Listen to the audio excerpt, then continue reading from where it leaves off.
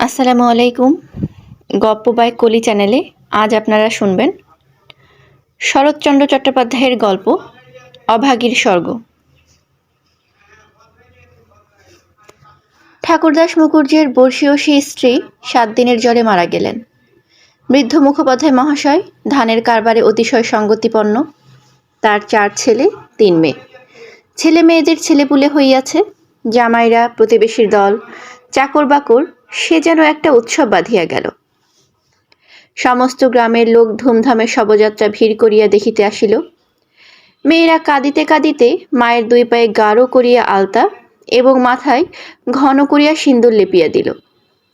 বধূরা ললাট চন্দনে চর্চিত করিয়া বহুমূল্য বস্ত্রে শাশুড়ির দেহ আচ্ছাদিত করিয়া দিয়া আঁচল দিয়া তাহার শেষ পদধূলি মুছাইয়া লইল। পুষ্পে পত্রে গন্ধে মাল্যে কলরবে মনে হইল না এ কোনো শোকের ব্যাপার। এ যেন বড় বাড়ির গৃহিণী 50 বর্ষ পরে আর একবার নতুন করিয়া তাহার স্বামী গৃহে যাত্রা করিতেছেন। বৃদ্ধ মুখোপাধ্যায় শান্ত মুখে তাহার চিরদিনের সঙ্গিনীকে শেষ বিদায় দিয়া অলক্ষে 2 ফোঁটা চোখের জল মুছিয়া শোকার্ত কন্যা ও বধূগণকে সান্ত্বনা দিতে লাগিলেন। প্রবল হরিধ্বনিতে প্রভাত আকাশ আলোড়িত করিয়া সমস্ত গ্রাম সঙ্গে সঙ্গে চলিল। আরেকটি প্রাণী একটু দূরে থাকিয়া এই দলের সঙ্গী হইল। সে কাঙালির মা। সে তাহার কুটির প্রাঙ্গণের গোটা কয়েক বেগুন তুলিয়া এই পথে হাটে চলিয়াছিল। এই দৃশ্য দেখিয়া আর নড়িতে পারিল না। রহিল তাহার হাটে যাওয়া, রহিল তাহার আঁচলে বেগুন বাঁধা। সে চোখের জল মুছিতে মুছিতে সকলের পেছনে শ্মশানে আসিয়া উপস্থিত হইল। গ্রামের একান্তে গরুর নদীর তীরে শ্মশান। সেখানে পূর্বাহ্নেই কাঠের ভার, চন্দনের টুকরা, ঘৃত, মধু, ধূপ, ধুনা প্রভৃতি উপকরণ সঞ্চিত হইয়াছিল। কাঙালির মা ছোট জাত, দুলের মেয়ে বলিয়া কাছে যাইতে সাহস পাইল না। তফাতে একটু উঁচু ঢিপির মধ্যে দাঁড়াইয়া সমস্ত অন্ত্যেষ্টক্রিয়া প্রথম হইতে শেষ পর্যন্ত উৎসুক আগ্রহে চোখ মেলিয়া দেখিতে লাগিল। প্রশস্ত ও পর্যাপ্ত চিতার পরে যখন শব স্থাপিত করা হইল, তখন তাহার রাঙা পা দুখানি দেখিয়া তাহার 2 চক্ষু জুড়াইয়া গেল। ইচ্ছা হইল ছুটিয়া গিয়া 1 বিন্দু আলতা মুছাইয়া লইয়া মাথায় দেয়। বহু কণ্ঠের হরিধ্বনির সহিত পুত্রহস্তের মন্ত্রপুত অগ্নি যখন সংযোজিত হইল, তখন তাহার চোখ দিয়া ঝড় ঝড় করিয়া জল পড়িতে লাগিল।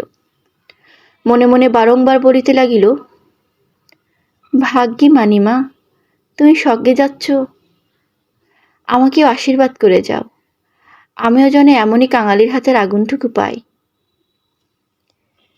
ছেলের হাতের আগুন, সে তো সোজা কথা নয়।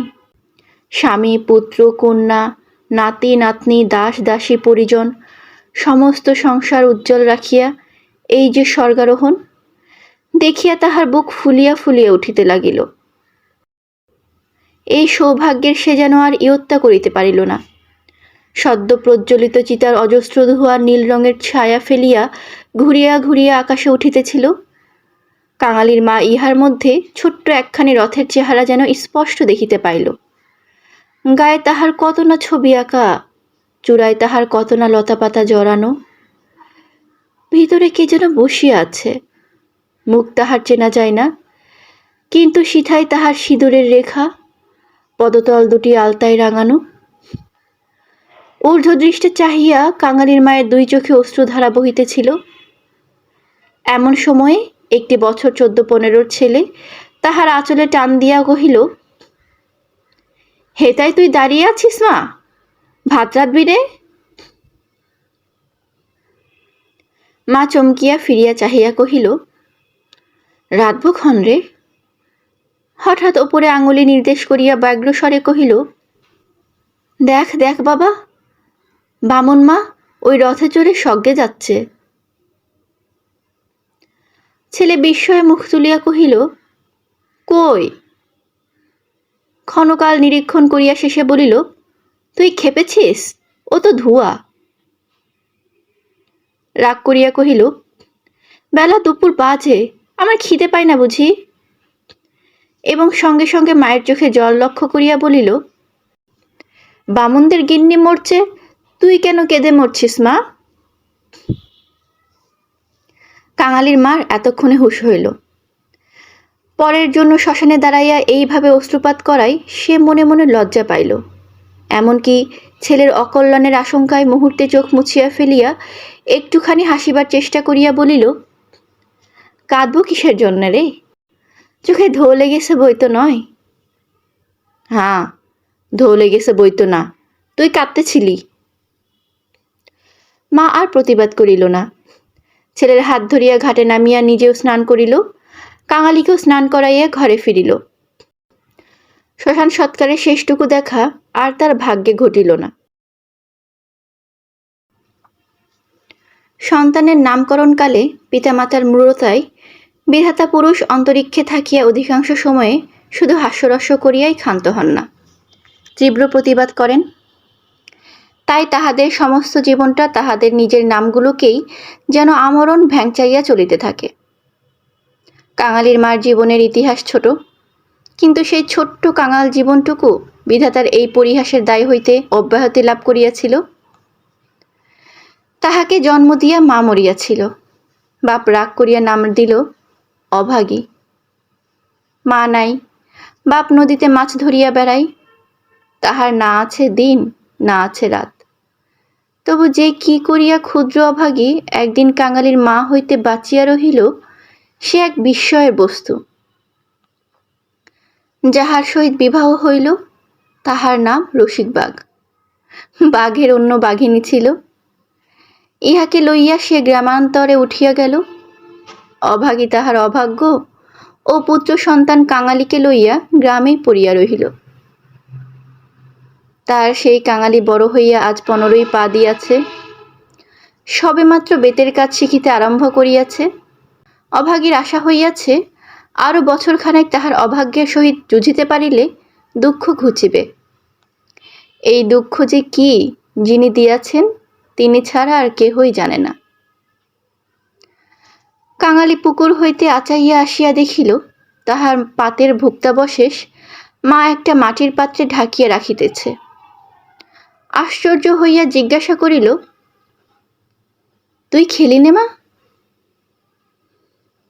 বেলা গড়িয়ে গেছে বাবা, এখন আর খিদে নেই।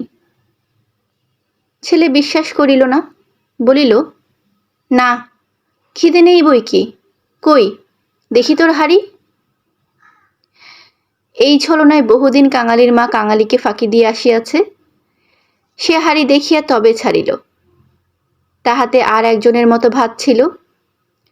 তখন সে প্রসন্ন মুখে মায়ের কোলে গিয়া বসিল। এই বয়সের ছেলে সচরাচর এরূপ করে না, কিন্তু শিশুকাল হইতে বহুকাল যাবৎ সে রুগ্ন ছিল বলিয়া মায়ের ক্রোড় ছাড়িয়া বাহিরের সঙ্গী সাথীদের সহিত মিশিবার সুযোগ পায় নাই। এইখানে বসিয়াই তাহাকে খেলাধুলার স্বাদ মিটাইতে হইয়াছে। এক হাতে গলা জড়াইয়া মুখের ওপর মুখ রাখিয়াই কাঙালি চকিত হইয়া কহিল, মা তোর গা যে গরম, তুই কেন অমন রোদে দাঁড়িয়ে মরা পোড়ানো দেখতে গেলি? কেন আবার নিয়ে এলি? মরা পোড়ানো কি তুই? মা শশব্যস্তে ছেলের মুখে হাত চাপা দিয়া কহিল, ছি বাবা, মরা পোড়ানো বলতে নেই, পাপ হয়। সতীলক্ষ্মী মা ঠাকুরন রথে করে স্বর্গে গেলেন। ছেলে সন্দেহ করিয়া কহিল, তোর এক কথা মা, রথে চড়ে কেউ নাকি আবার স্বর্গে যায়। মা বলিল, আমি যে চোখে দেখনু কাঙালি, বামুন মা রথের ওপর বসে, তেনার রাঙা পা দুখানি যে সবাই চোখ মেলে দেখলে রে। সবাই দেখলে? সবাই দেখলে। কাঙালি মায়ের বুকে ঠেস দিয়া বসিয়া ভাবিতে লাগিল, মাকে বিশ্বাস করাই তাহার অভ্যাস।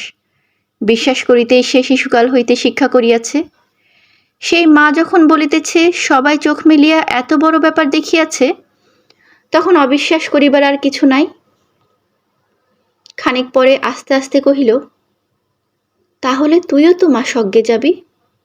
বিন্দির মা সেদিন রাখালের পিসিকে বলিতেছিল, কাঙালির মার মতো সতীলক্ষ্মী আর দুলে পাড়ায় নেই। কাঙালির মা চুপ করিয়া রহিল। কাঙালি তেমনি ধীরে ধীরে কহিতে লাগিল, বাবা যখন তোরে ছেড়ে দিলে, তখন তোরে কত লোকে কত নিকে করতে সাদাসাদি করলে, কিন্তু তুই বললি না, বললি কাঙালি বাঁচলে আমার দুঃখ ঘুচবে। আবার নিকে করতে যাব কিসের জন্যে? হা মা, তুই নিকে করলে আমি কোথায় থাকতুম? আমি হয়তো না খেতে পেয়ে এতদিন কবে মরে যেতুম।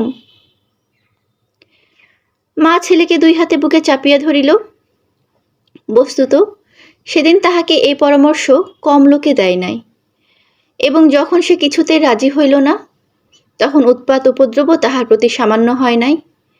সে কথা স্মরণ করিয়া অভাগীর চোখ দিয়া জল পড়িতে লাগিল। ছেলে হাত দিয়া মুছাইয়া দিয়া বলিল, ক্যাতাটা পেতে দেব মা, শুবি?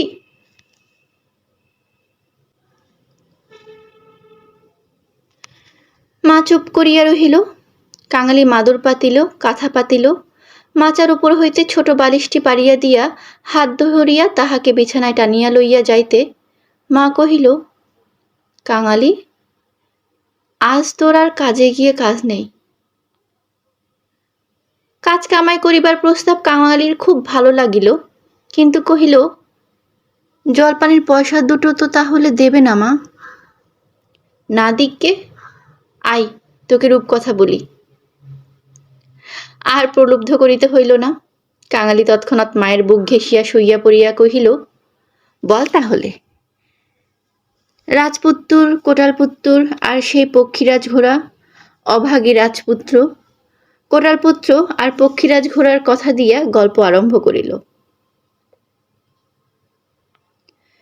এই সকল তাহার পরের কাছে কতদিনের শোনা এবং কতদিনের বলা উপকথা। কিন্তু মুহূর্ত কয়েক পরে কোথায় গেল তাহার রাজপুত্র, আর কোথায় গেল তাহার কোটালপুত্র? সে এমন উপকথা শুরু করিল যাহা পরের কাছে তাহার শেখা নয়, নিজের সৃষ্টি। জ্বর তাহার যত বাড়িতে লাগিল, উষ্ণ রক্তস্রোত যত দ্রুত বেগে মস্তিষ্ক বহিতে লাগিল, ততই সে যেন নব নব উপকথার ইন্দ্রজাল রচনা করিয়া চলিতে লাগিল। তাহার বিরাম নাই, বিচ্ছেদ নাই। কাঙালির স্বল্পদেহ বারবার রোমাঞ্চিত হইতে লাগিল। ভয়ে বিস্ময়ে পুলকে সে সজোরে মায়ের গলা জড়াইয়া তাহার বুকের মধ্যে যেন মিশিয়া যাইতে চাহিল। বাহিরে বেলা শেষ হইল, সূর্য অস্ত গেল, সন্ধ্যার ম্লান ছায়া গাঢ়তর হইয়া চরাচর ব্যাপ্ত করিল, কিন্তু ঘরের মধ্যে আজ আর দীপ জ্বলিল না। গৃহস্থের শেষ কর্তব্য সমাধা করিতে কেহ উঠিল না। নিবিড় অন্ধকারে কেবল রুগ্ন মাতার অবাধ গুঞ্জন নিস্তব্ধ পুত্রের কর্ণে সুধাবর্ষণ করিয়া চলিতে লাগিল। সেই শ্মশান ও শ্মশান যাত্রার কাহিনী, সেই রথ, সেই রাঙা পা দুটি, সেই তার স্বর্গে যাওয়া। কেমন করিয়া শোকার্ত স্বামী শেষ পদধূলি দিয়া কাঁদিয়া বিদায় দিলেন, কি করিয়া হরধ্বনি দিয়া ছেলেরা মাতাকে বহন করিয়া লইয়া গেল। তারপরে সন্তানের হাতের আগুন, সে আগুন তো আগুন নয় কাঙালি, সে তো হরি। তার আকাশ জোড়া ধুয়ো তো ধুয়ো নয় বাবা, সে তো স্বর্গের রথ। কাঙালি চরণ, বাবা আমার। কেন মা? তোর হাতের আগুন যদি পাই বাবা, বামুনের মার মতো আমিও স্বর্গে যেতে পাবো। কাঙালি অস্পষ্ট শুধু কহিল, যা, বলতে নেই। মা সে কথা বোধ করি শুনিতেও পাইল না। তপ্ত নিঃশ্বাস ফেলিয়া বলিতে লাগিল, ছোট জাত বলে তখন কেউ কিন্তু ঘেন্না করতে পারবে না, দুঃখী বলে কেউ ঠেকিয়ে রাখতে পারবে না। ইস, ছেলের হাতের আগুন, রথকে যে আসতেই হবে।